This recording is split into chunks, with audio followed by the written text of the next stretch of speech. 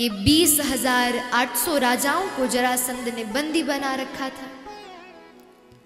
जैसे ही उन राजाओं ने ठाकुर जी को पत्र लिखा, हे नाथ हमारी रक्षा करो, सोई उसी क्षण पांडवों ने राजसूय यज्ञ का आयोजन किया। इधर ठाकुर जी पांडवों के राजसूय यज्ञ में गए। अब राजसूय यज्ञ की क्या प्रथा थी कि इस यज्ञ को करने वाला व्यक्ति एक छत्र सम्राट बनता है। प्रत्येक राजा के यहां निमंत्रण पत्र भेजा जाता था। जो राजा निमंत्रण पत्र स्वीकार करता था उसे तो यज्ञ में बुलाया जाता था, लेकिन जो राजा निमंत्रण पत्र अस्वीकार करता था उस राजा के साथ फिर जो राजा राजसूय यज्ञ कर रहा है उन दोनों का युद्ध होता था। अब ठाकुर जी के साथ मिलकर समस्त राजाओं को निमंत्रण पत्र देने के लिए पांडव पहुंचे। हर स्थान पर जाकर राजाओं को प्रणाम करते, निमंत्रण पत्र देते कि हमारे यहाँ राजसूय यज्ञ हो रहा है। लेकिन जैसे ही जरासंध के द्वार पर गए तो जरासंध ने निमंत्रण को अस्वीकार कर दिया। अब युद्ध तो करना पड़ेगा जरासंध के साथ। तो ठाकुर जी बोले, पहले तो जरासंध को मैं नहीं मार पाया क्योंकि ब्राह्मणों की इसने अनुष्ठान करवाया था, लेकिन अब ऐसा करते हैं, छद्म भेष बनाकर जाते, भेष बदल लेते और फिर जाकर जरासंध से युद्ध मांगेंगे।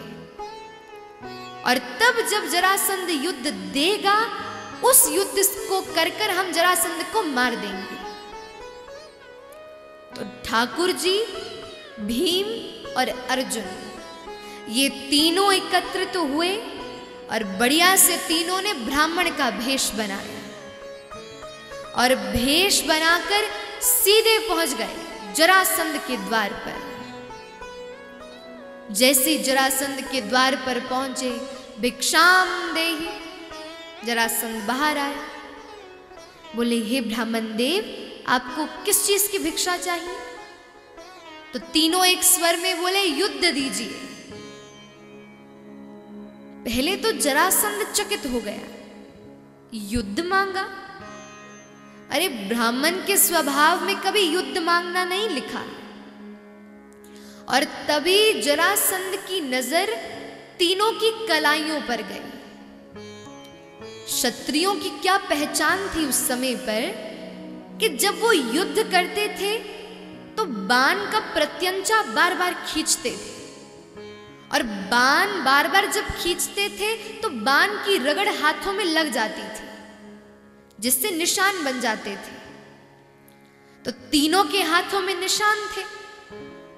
जैसी जरासंध ने देखा, जान तो गया ये ब्राह्मण नहीं है, ये क्षत्रिय है, लेकिन ब्राह्मण भेष का सम्मान किया और कहा कि ठीक है, युद्ध देता हूं आपको, बताओ कब करना है, किससे करना है। अब जैसे युद्ध की अनुमति मिली तभी सबसे पहले अपना रूप दिखाया द्वारिकाधीश ने। ठाकुर जी ने अपना वस्त्र हटाया, दाढ़ी मूंछ जो नकली लगा कर आए थे सब हटाई, और जैसे जरासंध ने निहारा, अरे अच्छा, अरे छली कपटी, अरे निश्चित रूप से ये तू ही था। रन छोड़ने वाले से हम पुनः युद्ध नहीं करते, अरे लौट जा, तुझसे युद्ध नहीं करेंगे। ठाकुर जी को तो अस्वीकार कर दिया। अब ठाकुर जी अर्जुन को इशारा कर रहे हैं, अर्जुन अपना रूप दिखा।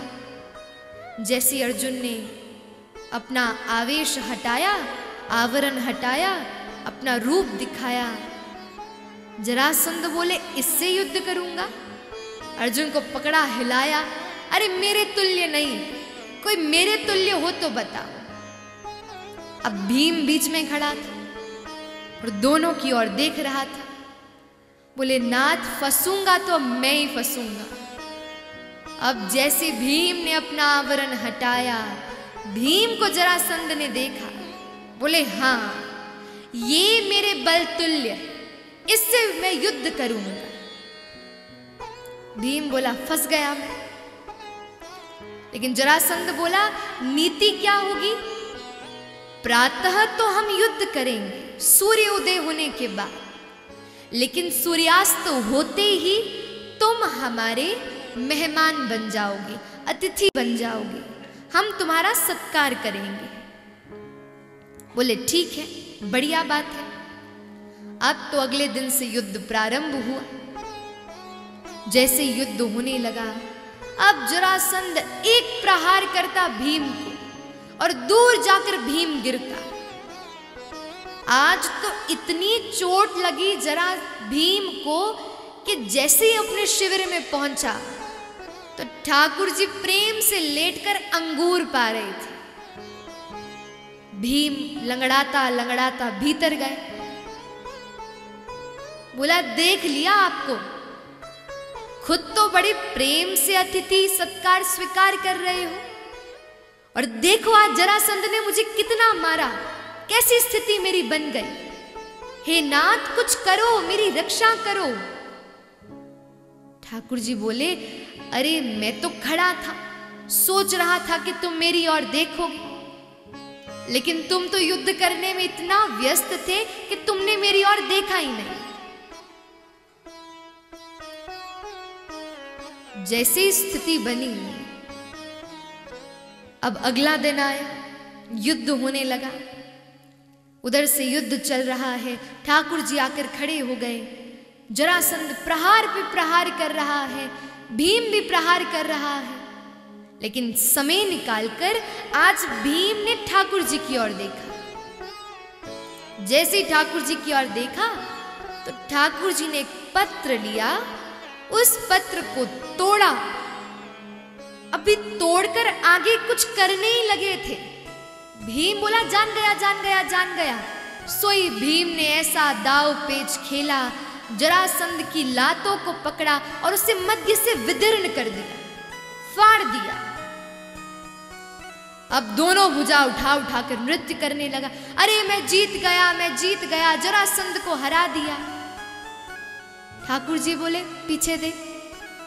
जैसे पीछे मुड़ा, सोई जरासंध का देह पुनः व्यवस्थित हो गया और ऐसा प्रहार किया मुष्टिक का कि वही भीम मूर्छित हो गए। अब तो आंख सूजी है। आज शिविर में आया, बोला नाथ आज तो आपकी ओर देखा भी था, लेकिन ये स्थिति कैसे बनी? अरे फिर हार गया। ठाकुर जी बोले कैसे देखा? अरे विजय के भाव से देखा कि कर्म करने वाले केवल तुम हो, विजय प्राप्त करने वाले केवल तुम हो। तुम्हारे हृदय में ये भाव था, लेकिन एक बार समर्पण से तो देखो, निश्चित तुम जीत जाओगे।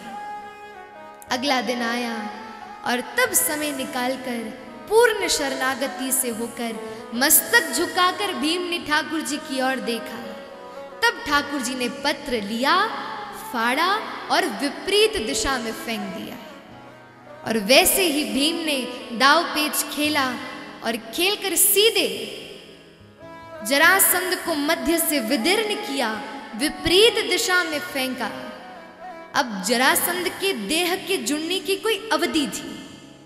यदि इतनी अवधि तक देह नहीं जुड़ेगा तो जरासंध मर जाएगा। ऐसा ही हुआ और जरासंध का ठाकुर जी ने भीम के द्वारा वध करवाया। इसलिए बंधुओं, सत्य कहे तो हम सब भी भीम का स्वरूप है। भीम यानी कि जीवात्मा, और जरासंध कौन है? हमारा कर्म है। हम अपने कर्मों में इतना रत रहते हैं, कर्मों से सुबह से लेकर रात्रि तक हम युद्ध करते रहते हैं, लेकिन हम जीत क्यों नहीं पाते? कि हमारे जीवन में कृष्ण रूपी परमात्मा का आगमन नहीं हुआ। लेकिन जैसे कृष्ण रूपी परमात्मा का आगमन होगा और हम उनकी ओर दृष्टिपात करेंगे, सोई निश्चित रूप से हम अपने कर्म से जीत जाएंगे। इसलिए बंधुओं, ठाकुर जी को केवल एटीएम मशीन मत समझो कि भक्त जाता है, याचना करता है, हे नाथ ये दे दो, ये दे दो, ये दे दो। अरे उन्हें अपना प्रियतम जान, उन्हें अपना रक्षक जान, हर परिस्थिति में सहायक जान, सदैव उनके लिए समर्पित रहो।